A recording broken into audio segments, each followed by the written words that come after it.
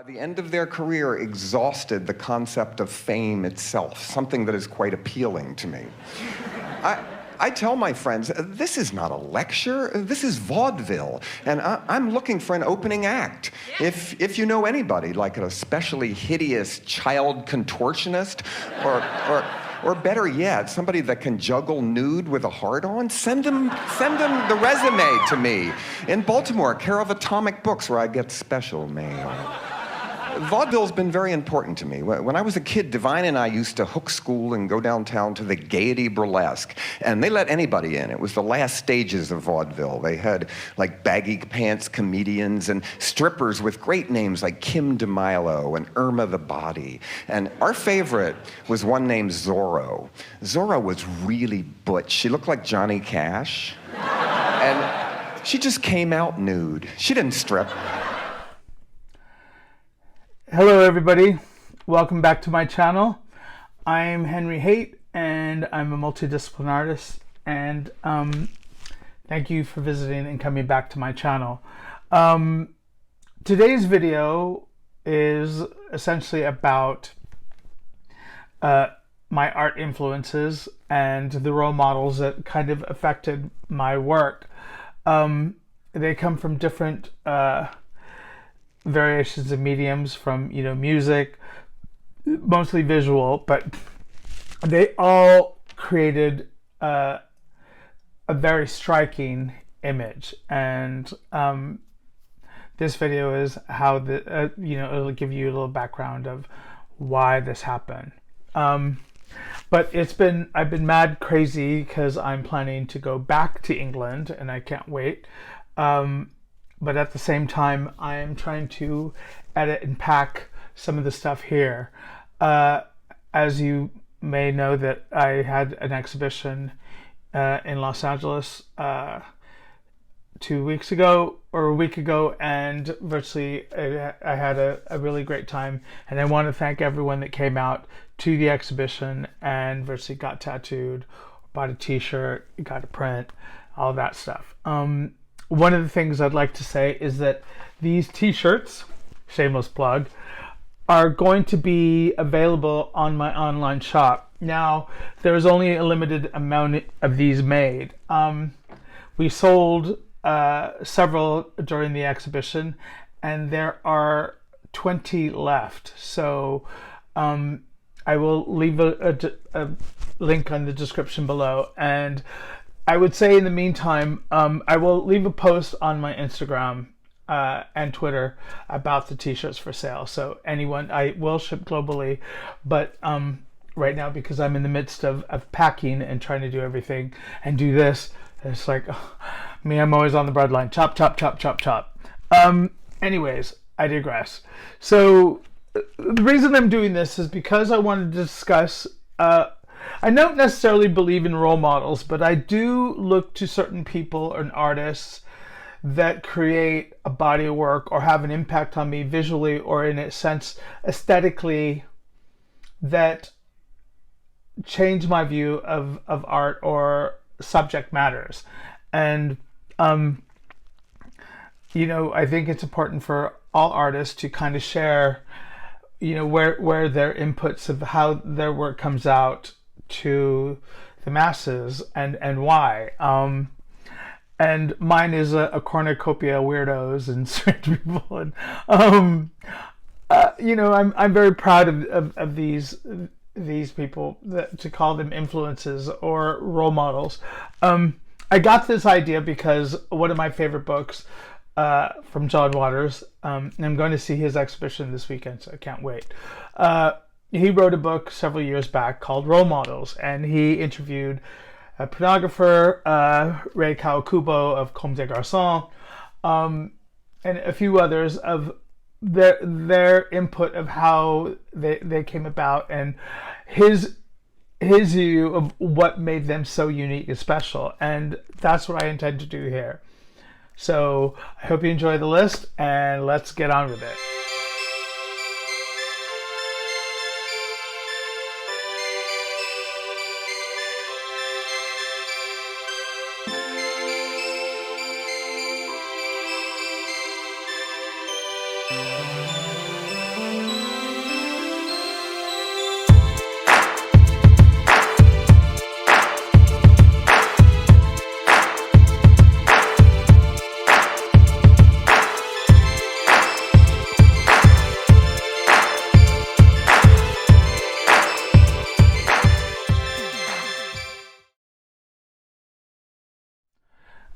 Obviously, my very first influence that impacted me greatly, and made a music, kind of gave me a blueprint, was Andy Warhol. Now, Andy Warhol, I came about through, he wasn't necessarily my gateway drug, but a book called Edie.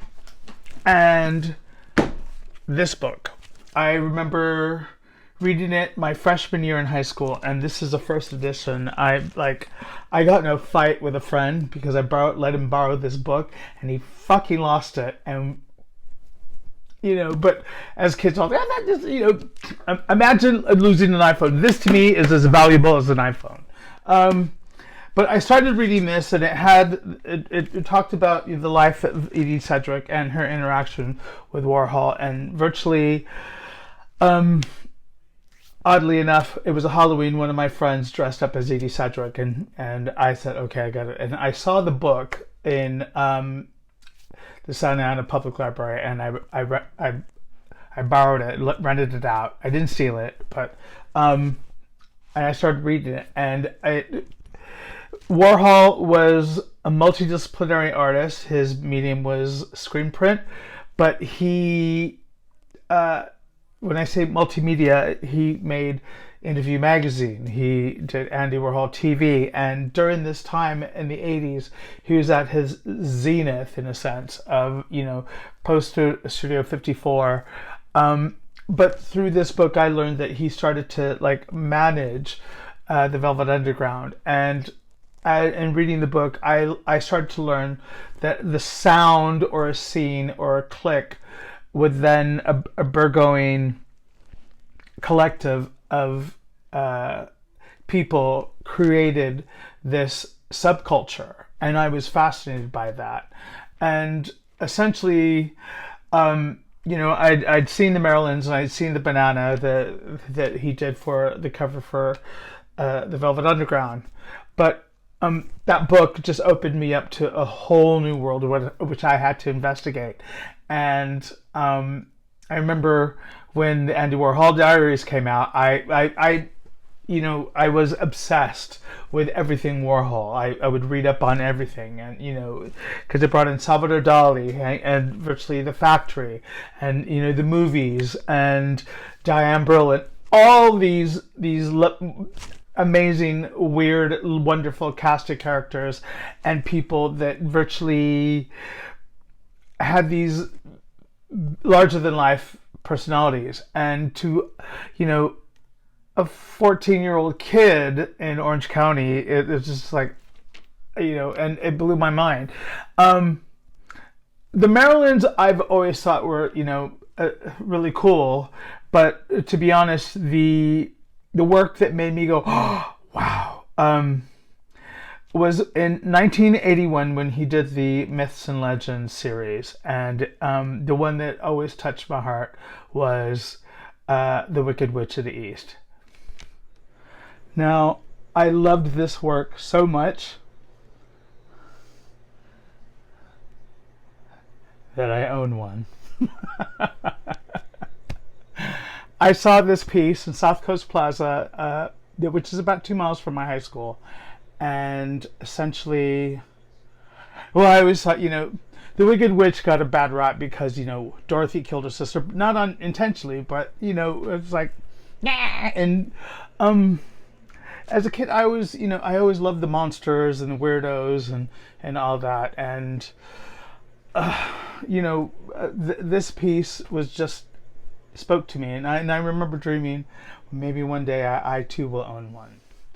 And the thing about Warhol's work is that it's very simplistic, and he's virtually been an amazing influence on me because his impact to color, his simplicity in virtually using and bringing silkscreen into a higher level, which is a factory sense of just which back then in the 60s was considered, not really high art. Painting, sculpting, photography, or, painting and sculpture were considered high art. And he kind of married lowbrow and high art. And though he was in this very subversive culture of drag queens and transsexuals and, methamphetamine freaks and, high society it girls and rock musicians, it was just he kind of had his finger on the pulse, and that was my number one thing. Like, put your finger on the pulse, hang out with people. And when I was I think it was 10, I remember seeing Debbie Harry on a kids show, Saturday night TV, Saturday morning TV, and I asked her, and she's like, "Oh, I just hung out with Andy Warhol," and it just kind of, and again, I'm like, okay, hang out with artists, weirdos, and I'm not telling you to do that, but that's what I sought out, and the thing about him is that there's different stages, and like the supermodel, he was an artist that where his personality became, almost on par with the image. And I know certain artists are like, no, just, let the artwork speak for itself. But I remember a lot of his credos of, the Bible of Andy Warhol or the philosophy of Andy Warhol. It was like, put it on the wall and let people decide if it's good or not. And the best art is making money. And I never forgot that. So another thing that always really impacted me was that he created work to figure out, or he always imagined how his retrospective would look. So he did these series in the hopes of like his retrospective would be this one mass thing. And I thought, okay, another one right there. And he was a chameleon and a mirror at the same time. He mirrored our society. He tackled things to which most people would think are trivial or whatever, but there was a depth behind it. And I am also a proud owner of 2 Sunday Bee Morning soup cans, which I still need to frame. But anywho, but Andy Warhol, it was,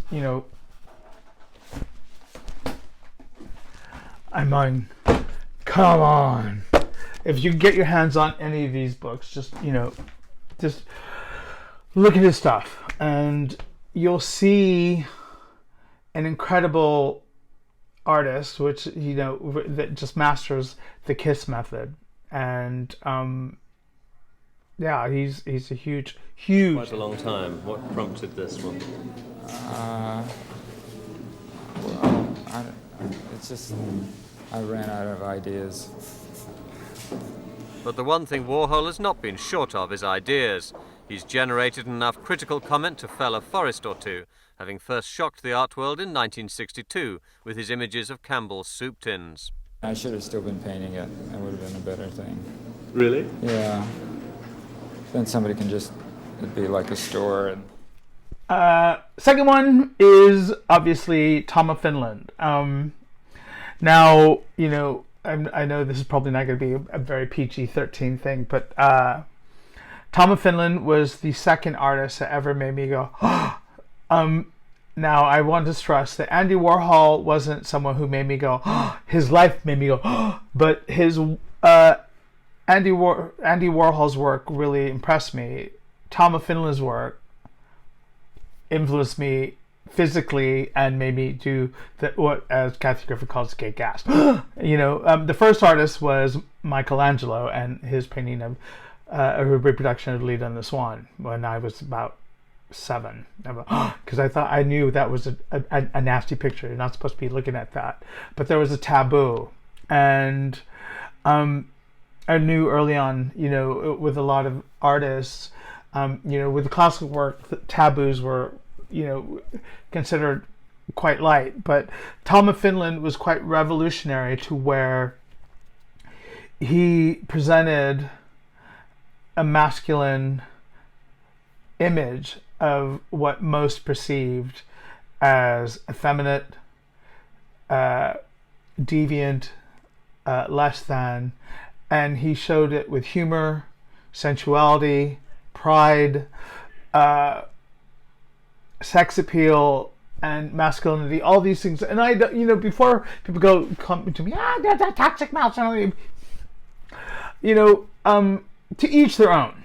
And, no woke shit here, but Tom of Finland to, again, a kid hitting his puberty and coming into trying to identify my own sexuality. I remember seeing these, and I remember I quite brazenly walked into a dirty bookstore in Santa Ana, and I stole.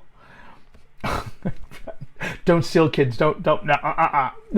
I stole a Tom of Finland, magazine. It wasn't a magazine, but it was kind of like not a comic book, but a collection of his pen and ink drawings and drawings, pencil drawings as well, but like a cake and the others, and but I think it was Police and Blacks, and my mom found it and freaked the fuck out, and I think I was 14 when she found it. And I think, I'd had it for a bit, but I was like, that was my go-to material for spank banking. And I'm just telling you stuff about me.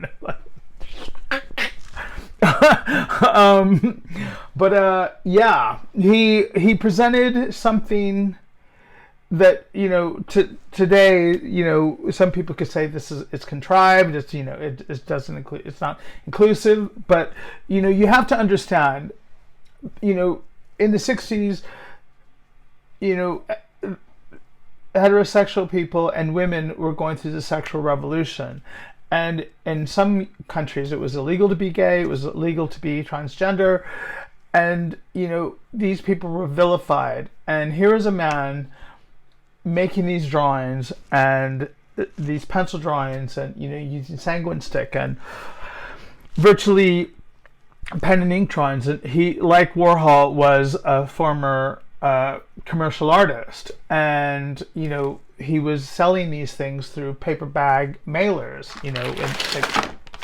This is not through. They weren't selling them through Amazon, but that's how they did it back in the day, and it was again very hush hush and kind of on the down low. And there's something I want to say romantic about that, because it was a rebellion, and both of these kind of rebelled against what most people thought, what art was. And at 20, I believe I was 20 when I approached Dirk Denner of the Tom of Finland Foundation at a gay pride festival, Pride in LA, and asked him how I could be a part, because I desperately just wanted to be, somehow I wanted to see if I could learn anything. And it really, him, the foundation and everything impacted my life, because I learned so much, and I'm thankful for that. And at the same time, Tuco's mastery of a single study, his drawings with multiple people and stuff, and I'm not talking about the very graphic stuff, the nasty pictures, but when he, Michelangelo and Leonardo da Vinci, when they did single studies, they were just captivating to me. And the simplicity of that really had an impact on me, because to understand it. And then I remember my first day at the foundation, and I was standing in front of drawings of Tuco's that he did when he was like a child, and like the original stuff, and I was just like, whoa. And like Warhol, I became obsessed. And I can be a bit of an extremist, to where if I'm into something, I submerge myself completely. There's no half-stepping stuff with me in that respect. And I'm thankful for his input and influence on me in that work. And when I do men, I don't want to replicate a Tom of Finland drawing. There's no fun in that. You know, anyone can like draw a naked man with a boner, but I'm trying to figure out a classical way to portray men in a new vision of what I see in their masculinity, their personality, as well as pride and virtually. But I want to pay homage to the masters, not just Tom of Finland, but that is my journey as an artist. How do I do this? So, you know, Tom of Finland was definitely. I had fantasies, and they were fantasies of erotic fantasies of grown-up men. I adored very much the handsome men in my neighborhood, and I had a very strong fetish for some reason for leather and boots and all what was sort of combined with the masculine professions and image. And that early experience of feeling is still today in my works. It has followed all these years through in my drawings. I mean, it has come, so to say, from born, and I seem never get really rid of that. Okay, next one has done visual art, but he's primarily known as a musical artist, and that is David Bowie. Now, Bowie to me, like Warhol, and these three men virtually, you know, just you know, and I was introduced to David Bowie through my aunt Janie, who used to babysit me when I would come home from grade school. My parents were working, so when school would let out, I'd walk to my grandmother's house, and my Aunt Jane was a teenager who babysat us, and I would scour her record collection, and she was a big Bowie fan. And I remember seeing the cover of Diamond Dogs, and my earliest memories are my Aunt Jane trying to teach me how to dance. She tried to teach me to dance to David Bowie and to the OJ's Love Train. So when I hear Bowie or when I hear the OJ's Love Train, I automatically get happy because it brings me back to a simple time where I was trying to catch rhythm, and essentially he was such a master at making a visual, be it on stage or on the album cover. And to me, you know, album covers were my introduction as a kid to the visual art. You know, Elton John and David Bowie, but David Bowie primarily because his was so vast. And before Madonna, he was the Thin White Duke, and virtually Ziggy Stardust, and virtually from the Scary Monsters. I was just like obsessed. The Berlin years, again, his life, and he would mirror what he was seeing and make this visual that was impactful. And also it was the soundtrack to my childhood. And his interest in art and being an avid art collector, I really paid attention to him. And again, when I was a young teenager, I think I was 12 when he came out with The Lodger, and I saw I Am a DJ, and he's walking down Earl's Court, down the street in Earl's Court, and a guy walks up to him and he kisses him, and I was like, oh! And he nonchalant, and I was like, that is fucking cool. And this is before social media, and he was not indifferent to it, but it was just like, oh fuck, I wish I could be that fucking cool. And he played with sexual roles and had people guessing. And again, back to the reference of a mirror and reflecting, the times, as well as Chameleon, that was just impressive to me. And I really paid attention to that. And David Bowie to me is just, and I cried when I found out that he was ill, and it still affects me, because when I hear his music, to me he is my ABBA. I wish my life and art were as good as a David Bowie song. Sometimes they are, sometimes they aren't. But we try to get to that point, and because he had a very clear, concise vision of what he wanted to do visually, aesthetically, and I loved that about him. And so, yeah, David Bowie was a major and is a major influence on me, impactfully. Never play to the gallery, I think. But you never learn that until much later on, I think. But never work for other people at what you do. Always remember that the reason that you initially started working was that there was something inside yourself that you felt that if you could manifest it in some way, you would understand more about yourself and how you coexist with the rest of society. And I think it's terribly dangerous for an artist to fulfill other people's expectations. I think they generally produce their worst work when they do that. Now, this person, this woman, this is a second woman on the list. I was very sad when she passed, and that's Vivienne Westwood. Vivienne Westwood, again, like with Andy Warhol, came up through the subculture, through punk, and again, there was an array of cast of characters at that time, from the Bromley contingent, and again, I became obsessed. As a teenager, I would get my hands on any information, any books, anything I could read about, England, London, punk. Vivienne hadn't evolved into the designer the revered designer that she is, and to me, reading about all these things it would take my mind to another place, another world other than boring ass Orange County. And then later I began to wear her clothes, and I am a big collector of her clothes. And the thing about Vivienne Westwood, and one of my favorite quotes that she ever made, was, to play around with sexuality is to be in the avant-garde. And let me repeat that. To play around with sexuality is to be in the avant-garde.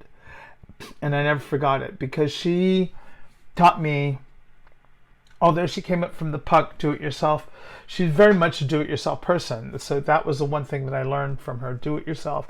And secondly, is that she always referenced the past and tried to filter it in a new contemporary way. And, when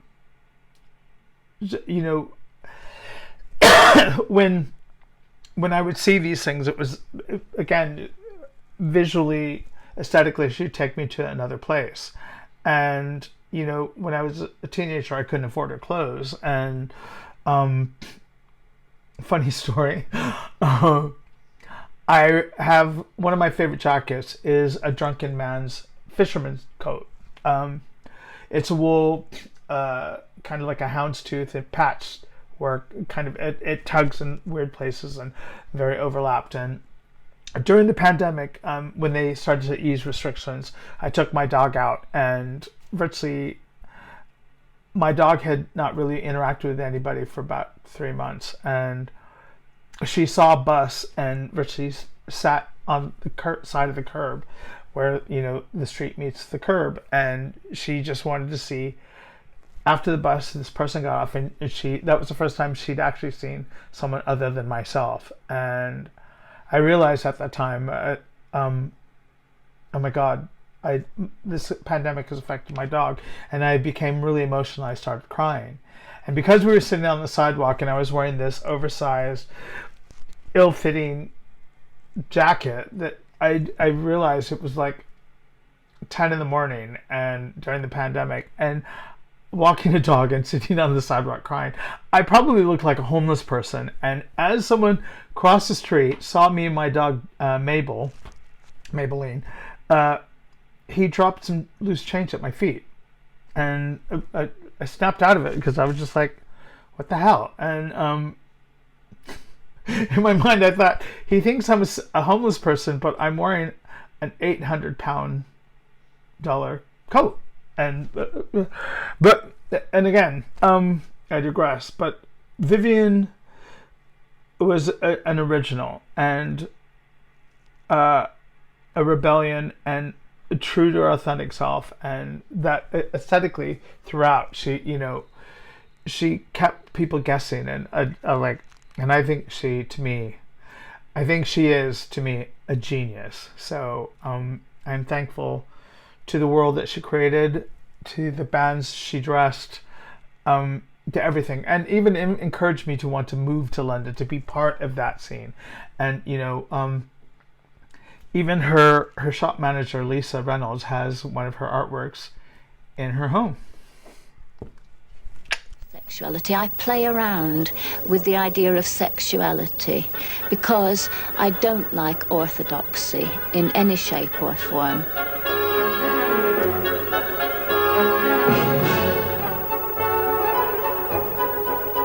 What you play around with are, first of all, the poles of masculine and feminine.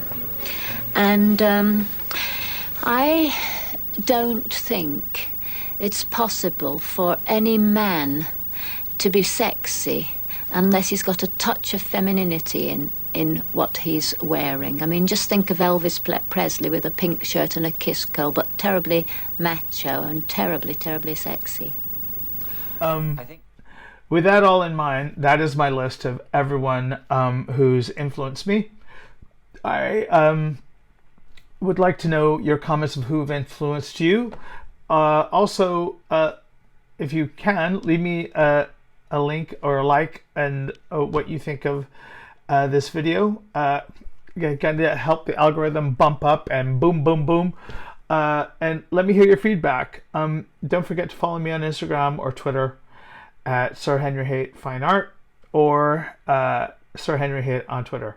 And anyways, you guys, don't forget, the t-shirts are going to be up for sale on my website, Henry Haight Fine Art. So there's just about 20 of these left. So, give me a shout. Peace out. Look after yourselves. And don't forget to subscribe. Love you. Bye.